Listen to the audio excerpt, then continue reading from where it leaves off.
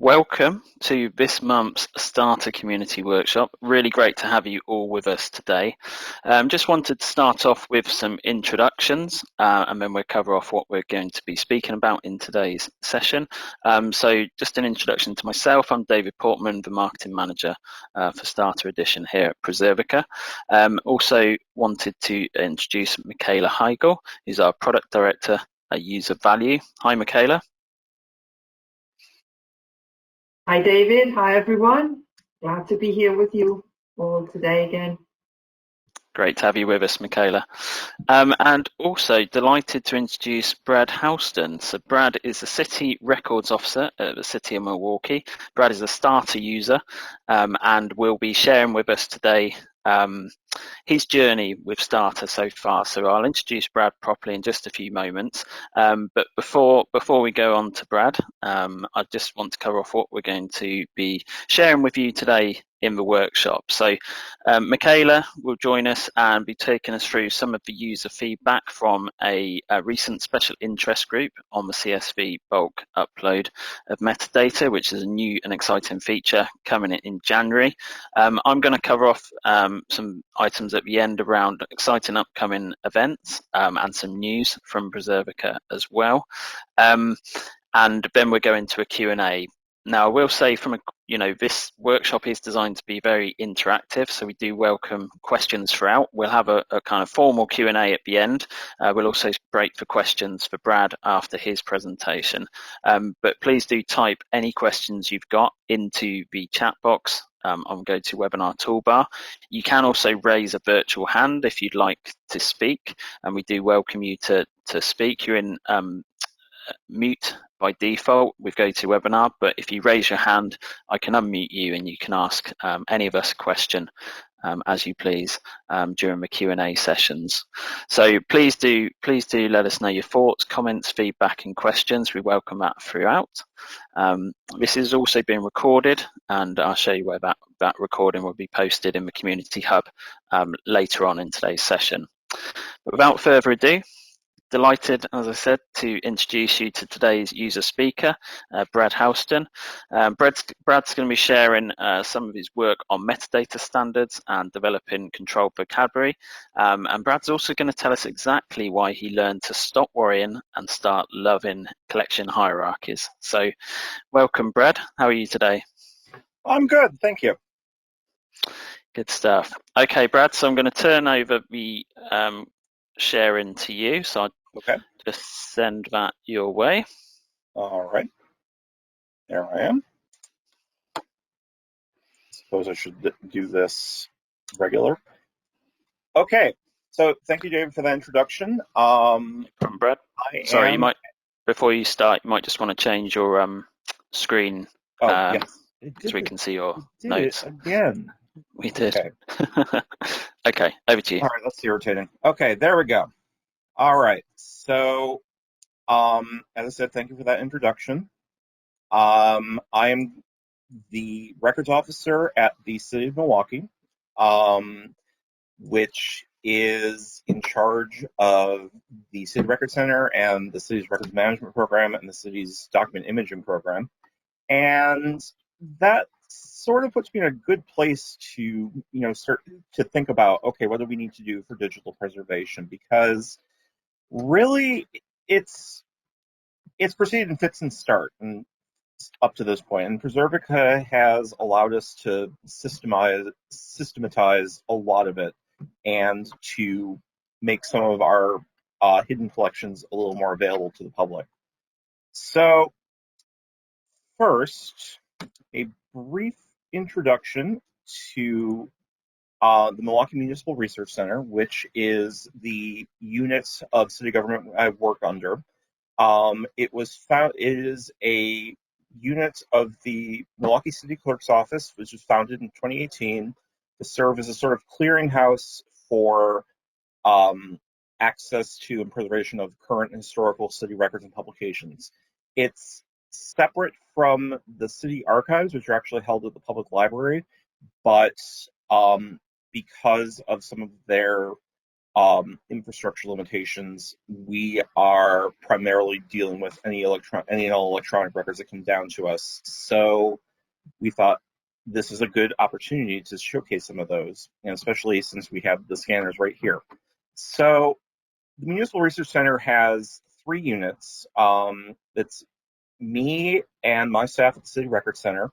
It's the Historic Preservation Commission, which reviews historic properties and makes nominations for historic designation and basically produces a lot of stuff on homes and other historic properties in the city of Milwaukee.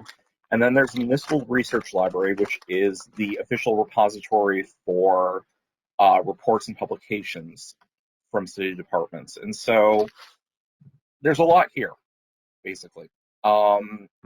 There's a lot. The problem that we're looking at with, we're looking to try to solve with Preservica is that we have a lot of dispersal. So I mentioned already the City Archives Municipal Research Center split, but just in general, records are far and wide. A lot of the records that people might want to see are on exist only on either the departmental share drives or on the websites, sometimes only on the website, which is terrifying.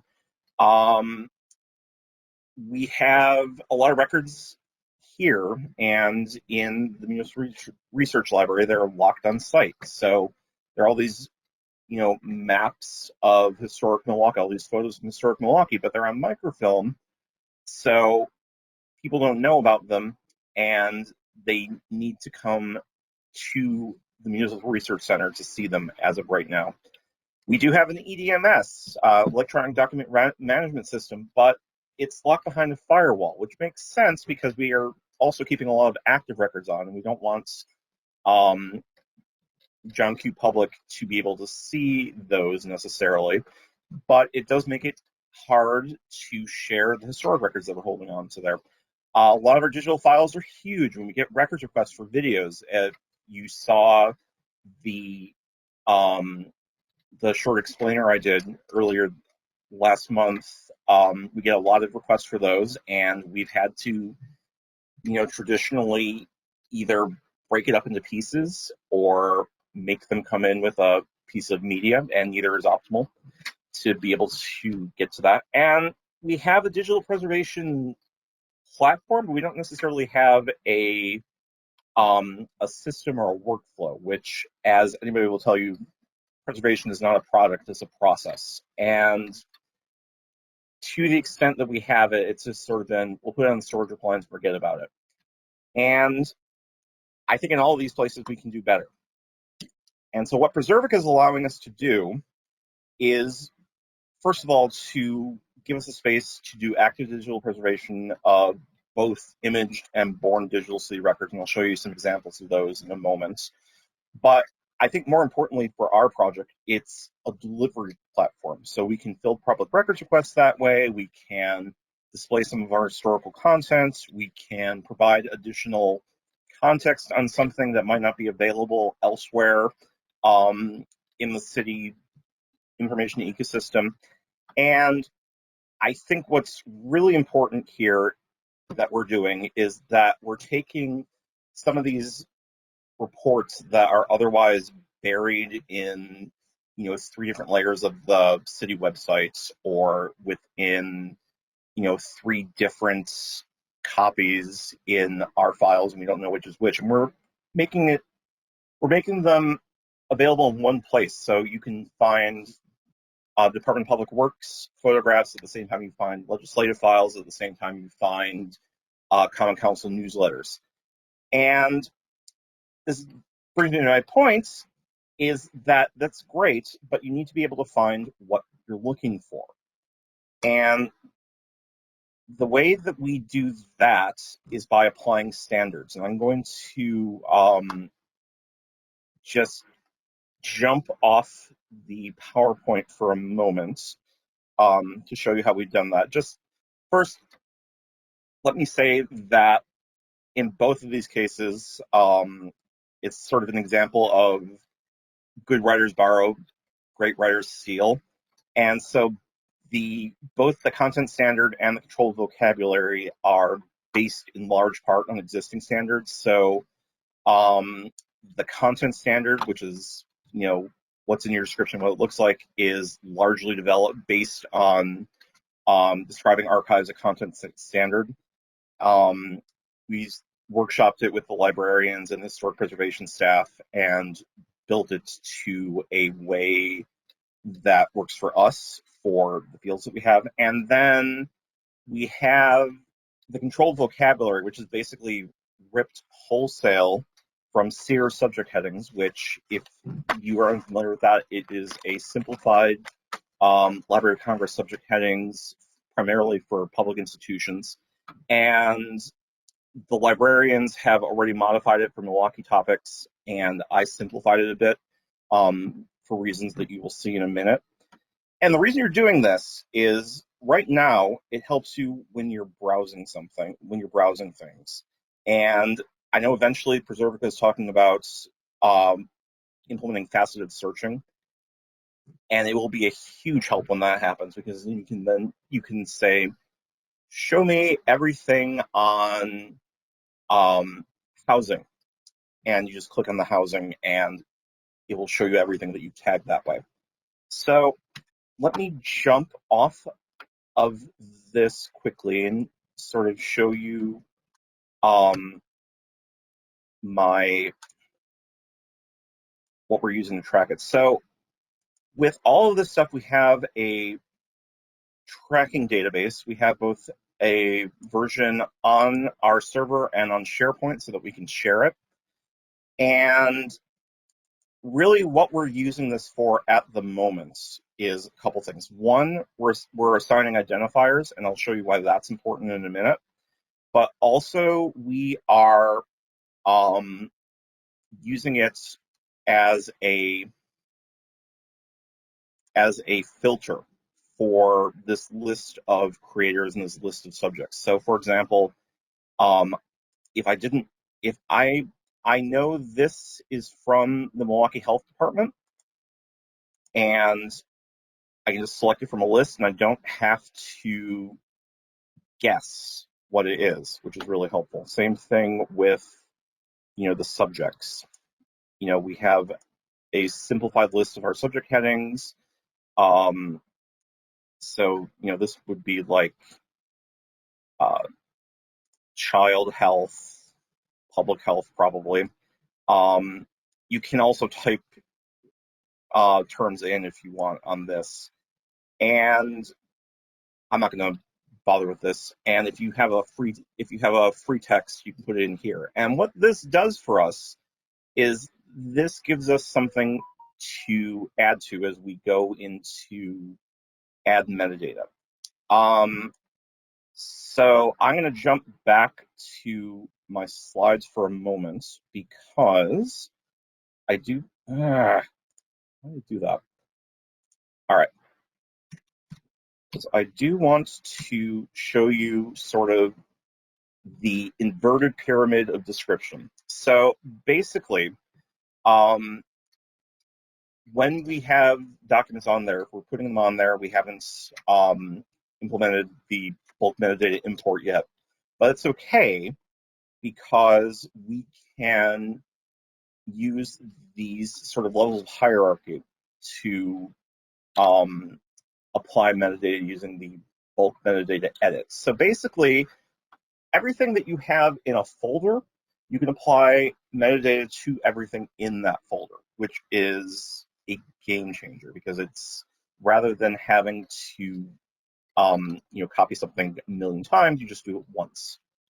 And so let me go back to our starter instance. So for example, the example I showed you, we know that is in our Common Council City Clerk collection.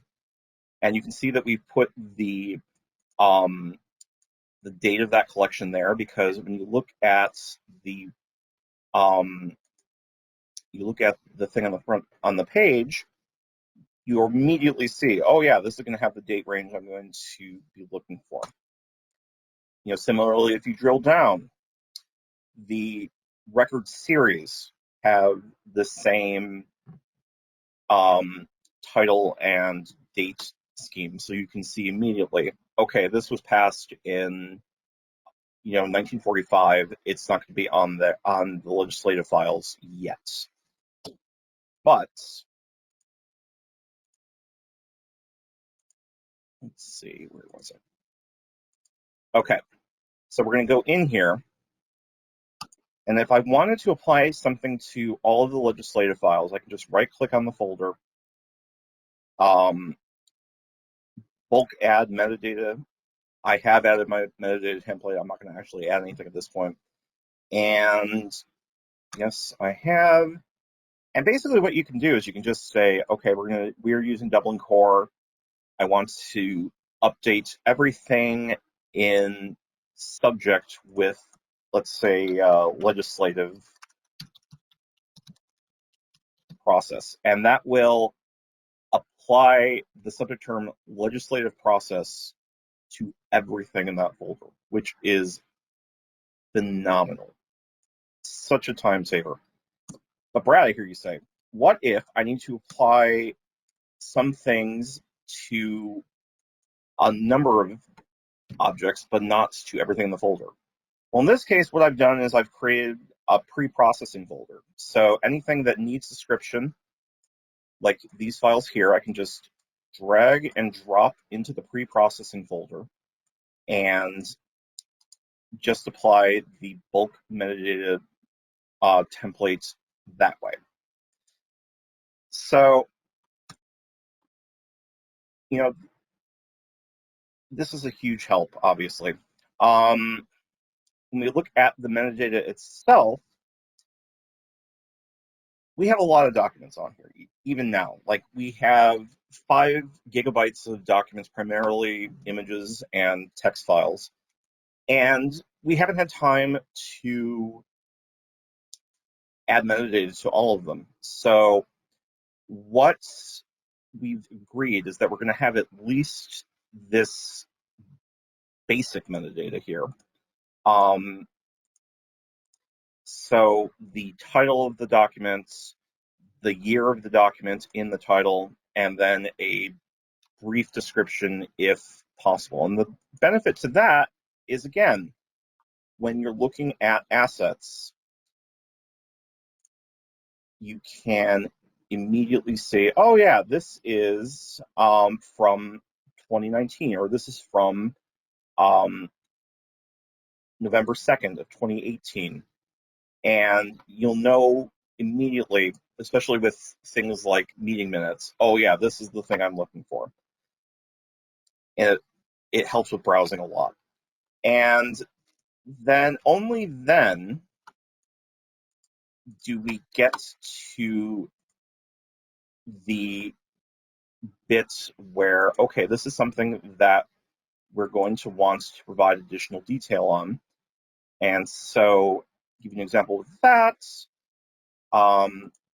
Something like committee meetings. So for this, we have done the extended metadata just because people are likely to need more information to find what the video contains. Same with the audio files, we've done all those. And so with this document that I gave you the example of in the presentation, I've assigned it this number. I don't remember where I've put it. And the reason you assign this number is because you can, without having to know which instance of a series, you can say, let's look up the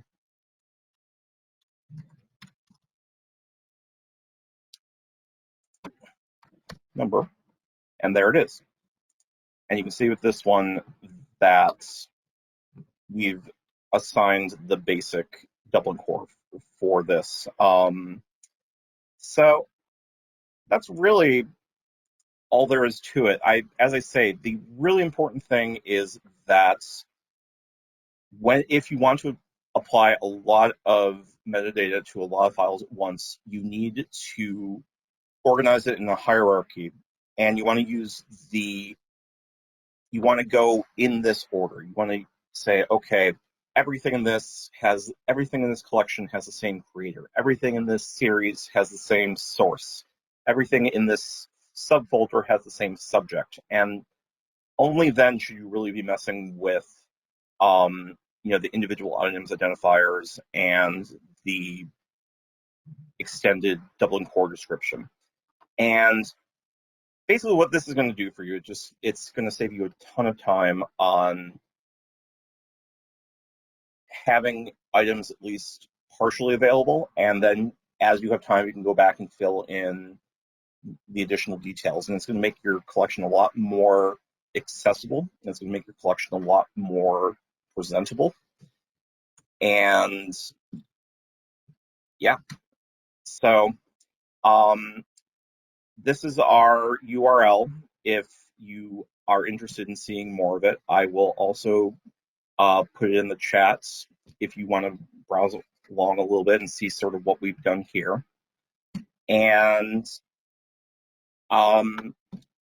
yeah, as I say, hierarchies are great in this particular context. I love them, and I strongly suggest you look into them as well. All right. Okay, thank you, Brad. That's fascinating. I just wondered before you remove the screen share whether you could take us to the public portal link you've got there. Oh yeah. So here's our front page here, and you can see that we've customized it because we do have the Starter Plus, and so we've been able to change colors and put in a banner and everything. And everything that you see here is stuff that we've made public. And as I say, if you can either say, I want to search everything in this Common Council City Clerk thing for housing.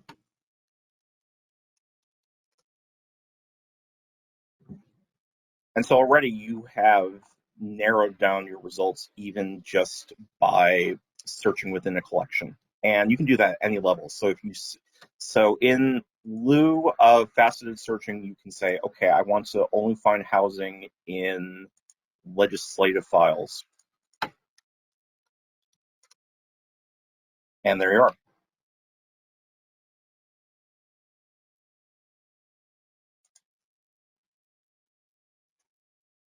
Superb. Okay, Brad. And Kate has just asked, can you post the URL into the chat? I am doing it as we speak. Perfect. Thank you very much.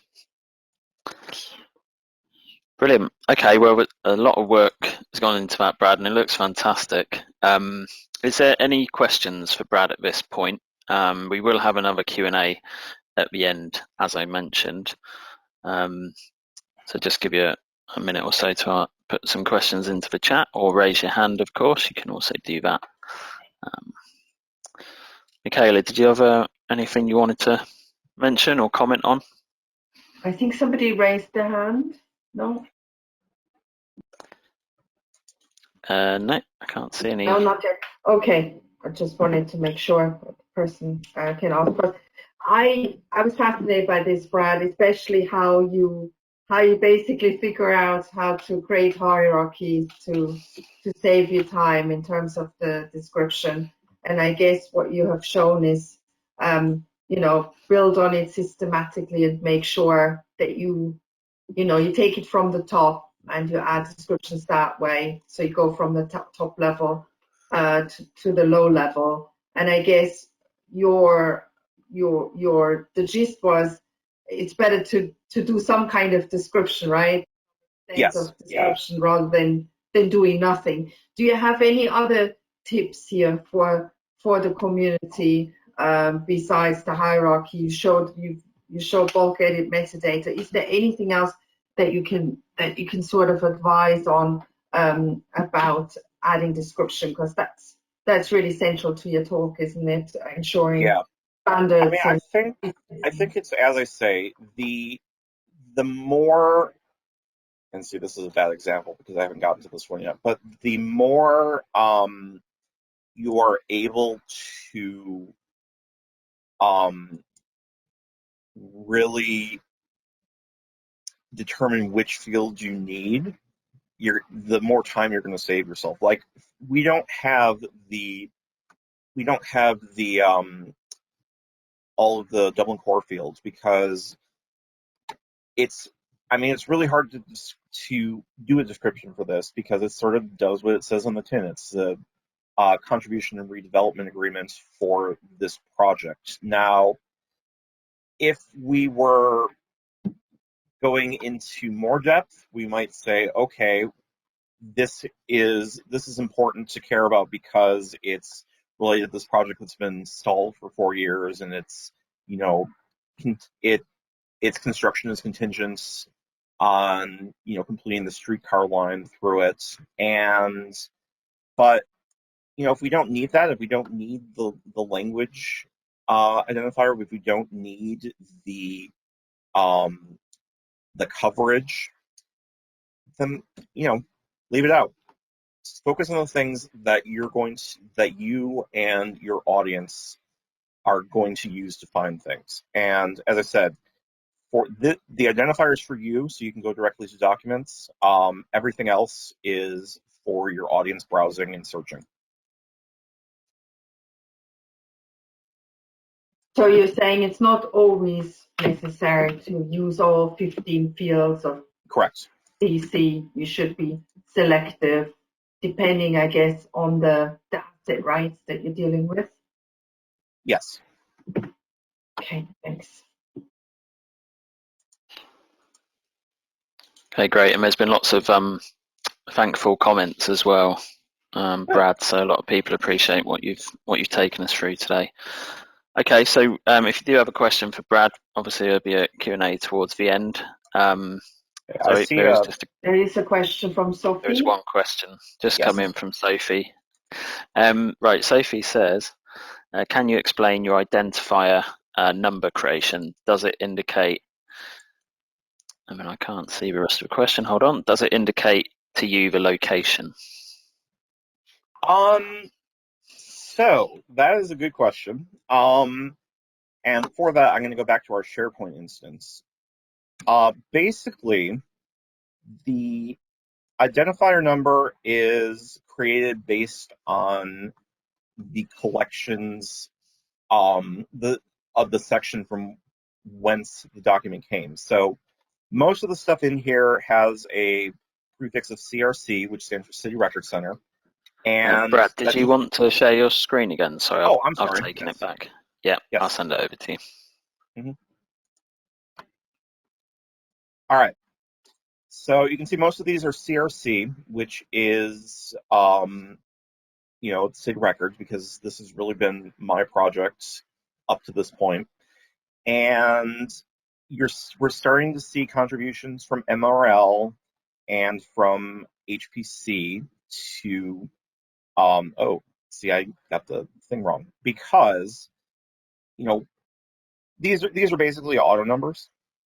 These are when you do I have a macro set up where when I add a new item and indicate the section origin, it automatically creates a new identifier and puts it together.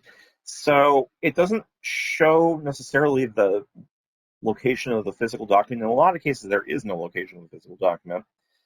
But let me show you a example of where it does. So the Common Council newsletters, for example.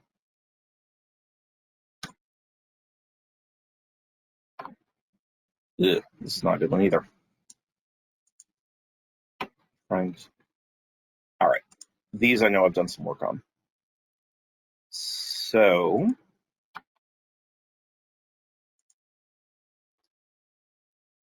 to the extent that with our library collections, we can provide a specific call number so somebody can come in and take a look at the physical plan if they want. For something like our photo collection, which is the photos taken for a WPA project in the 1930s and 40s, and for something like this these are just like a row of negatives in a drawer. So in this case, we indicate the record series they came from, but not necessarily the box number because it's not a meaningful thing. And we can, I think to the extent that we start, adding box numbers or real numbers or whatever, we would put it in the source. But the identifier is not a good example of that. Okay, great. Well, thank you, Brad. I'll take the screen back now. Okay. And share my screen. And Michaela, I believe you're up next. That's right. Thank you so much, David. So recently we've had a very good session with some of you and their starter users on CSV bulk metadata, where I showed you what it looks like, and we got some very, very good feedback from this group. A lot of interest in this exciting feature, and I wanted to share some of the feedback with you today.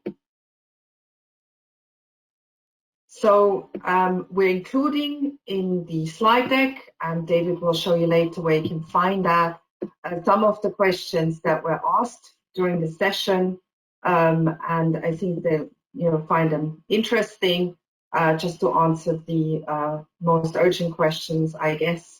So there are two slides on this with FAQs. But I would encourage you, if you do have any questions about this feature, so you watch the video and you have remaining questions, then please do ask them. And our new community hub is the perfect place to ask these questions, and we make sure that we'll get them answered. The other thing that was really interesting coming out of the discussion were different use cases. So I asked users how they were thinking of using the feature once it's available, which is in January of next year. And so there were some very good ideas. The first use case is to involve students and freelancers to populate the metadata template and prepare for ingest to starter.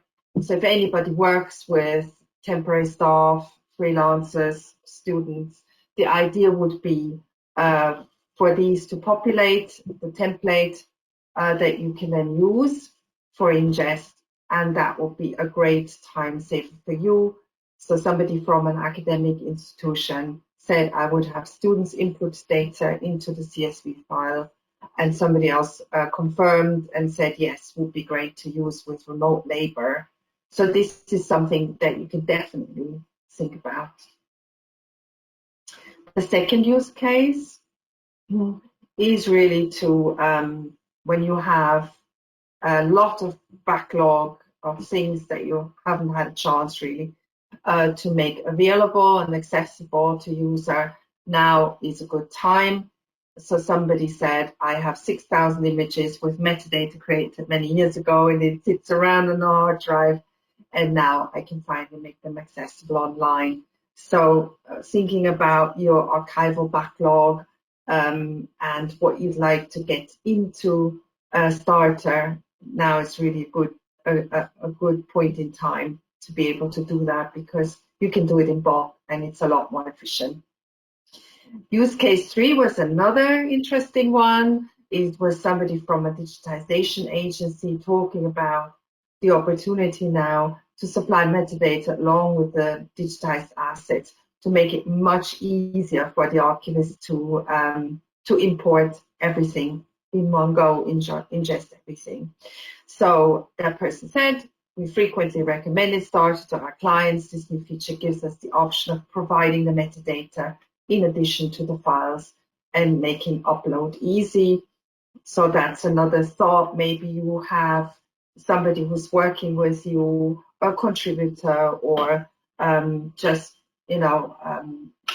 departments that work with you. That could be an idea. Could they maybe send you a metadata template that you can use with the assets and make it much easier to ingest everything all at once? So this is the roadmap. The CSV metadata upload feature is coming in January of next year, and then followed by remote contributors. So if you haven't heard, remote contributors is an easy way for others to contribute to your archive. Makes it really easy for you to invite other departments, donors, members of the public to make a contribution to the archive, and for the donor then to submit these digital files to your archive. So that's another great feature that's coming later. And then obviously, and Brad had already alluded to it, in the enhanced access portal that we're also working on at the moment, again, will be coming in Q1 of next year. So there is really a lot to look forward to. And for anybody who is interested, I would strongly encourage you to join our special interest group for remote contributors next week, next Wednesday to be exact. And yeah, to sign up to that particular event. David has helpfully added a slide here that shows how you get there. For anybody who doesn't know yet, you can get to the community hub directly through the product. You will see this icon, the icon with the people and the speech bubble, which is on top of the screen. And when you click on it, it takes you directly to the Preservica Community Hub, where there's an event section. So you can view any upcoming events and register for them. Thank you, David. Thank you, Michaela. So I thought we'd just have a quick look on the Community Hub. I'm sure some of you are already familiar and engaged, and you started using the Community Hub. But as Michaela said, it's a great place to stay up to date with the latest events. So if we go down to the event section, there's two things we'll look at. First of all, just talking about the special interest group for remote contributors, as Michaela just mentioned. So that's next Wednesday, December 8th. So you can go on here, you can show your interest, and you can register by clicking on one of those links. You can also catch up on recordings from past events. So if we go down to this section, you can see that there's the recording for the special interest group, the feedback that Michaela was just taking you through for CSV upload, and you can watch that recording there. You can, of course, always search at the top here, CSV, and you can see you can get to that recording directly that way. If you do have any other comments or questions for the community, be it on this topic, on CSV bulk metadata upload, or the new remote contributors, then you can create a topic in the Ask Community section, and this is where we'll also be posting the recording and the slides from today's session. And just finally, Michaela, I mean, from your perspective as Director of Product Value and User Value, it's really important to get the feedback and comments from the community to help steer future direction of Starter and Preservica. And product ideas is somewhere people can submit their ideas. It can be upvoted. I mean, it's you take a lot of value from the input from users. Of course, that's very important for us because, as you know, we want to build great products and enhance these products with features that suit your needs and meet your requirements. And obviously, I'm not an archivist, so I need to have input from you how you're using these features. So, for example, what Brad has shown is incredibly useful to me, because it shows me how you are using Starter on a daily basis, how it helps you with your work. And the more engagement there is, the better decisions we can make for the product in the future. So yes, I would encourage you, if you have any suggestions, ideas, questions, just to go to the community hub and post them. Yeah, and I think it is great that everyone can get in. I mean, Michaela, that's how it was designed, so that everyone can get in via their starter account, isn't it? So you've got this icon, you've got this tab as well for asking questions, and it is, I think it's just designed to be simple, to be able to access it easily. Yeah, we used to have a knowledge hub that was kind of separate, and we realized that a lot of users didn't know about it or didn't find it, and we said, what could we do to improve this situation? And I think with this community hub, we have a great way of saying to you guys, directly from the product, you can access, you can ask questions, makes it really easy to access the information you need, because that's what we want. We want you to be successful with Starter. We want you to know how to use the product, and that's why I particularly like that you guys can now access all of this directly from the product. So hopefully this is useful for you, and we always, again, welcome feedback on this integration with the community hub. What do you think? Does it make it easier for you to find help topics? How do you like the community hub? Are these topics and these headings, is this what you expect? Is there anything missing? So the more feedback we have, the better we can make it for everyone in the community, really. Superb. Thank you, Michaela. Okay, so just wanted to move on to some news and upcoming events. You may have already heard, but Starter is now available in the UK. So those of you on the call that are based in the UK, this is great news. This is, of course, in addition to the hosted regions in the US and also Australia. So really excited to extend the availability of Starter into the UK, and obviously giving that option for UK users to keep their content on UK soil. There will be new locations and regions announced going into 2022, so do stay tuned as we announce those.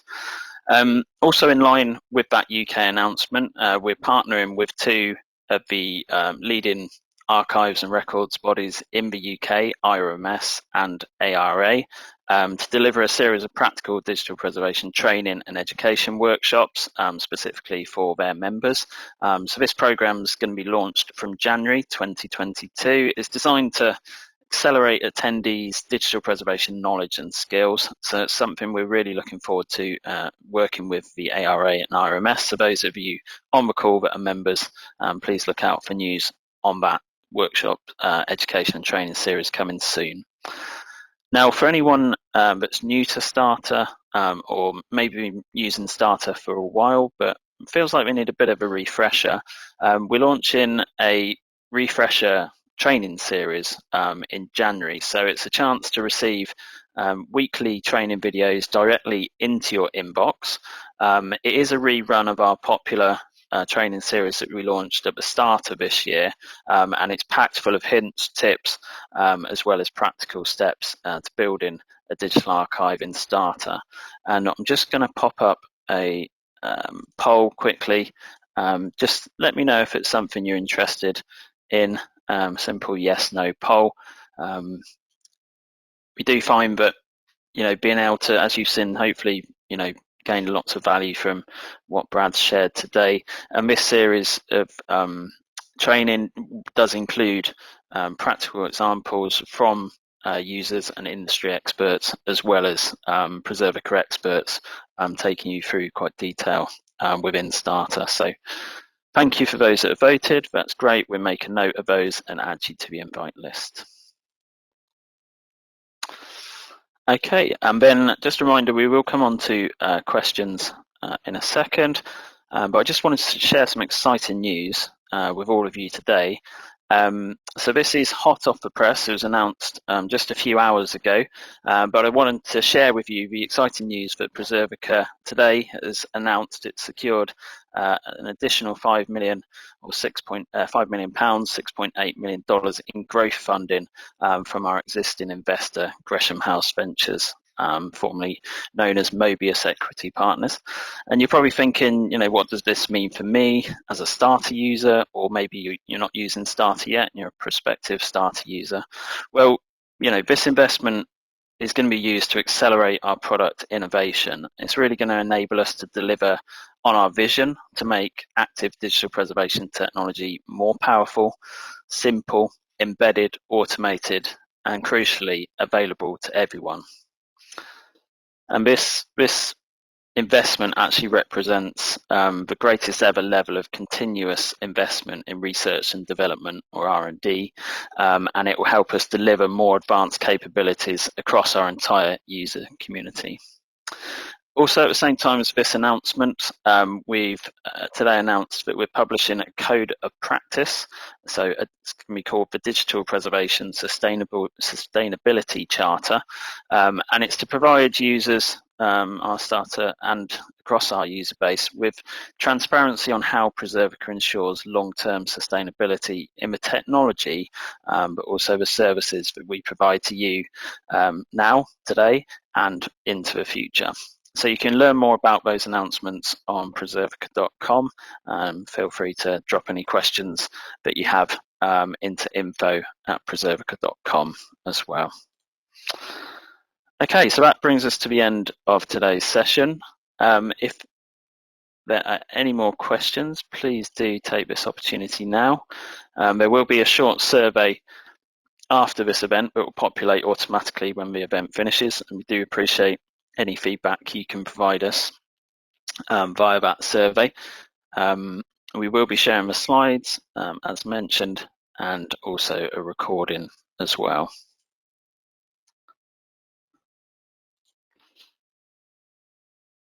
Okay, so I can't see any questions coming in at the moment. We'll say then, if you do have questions that you think of at a later date, please do send an email into starter.info@preservica.com. You can head to the website, of course, as well, for all the latest news, resources and information, and do, of course, follow us on our social channels. Okay, good stuff. So thank you very much. Thank you to everyone who's joined us today. A big thank you to Brad. Fantastic demonstration and outline of your project. And thank you to Michaela as well for joining us. Okay. Thanks so much. Thank you. Thank you very much. Have a great day. Goodbye. Bye. Bye.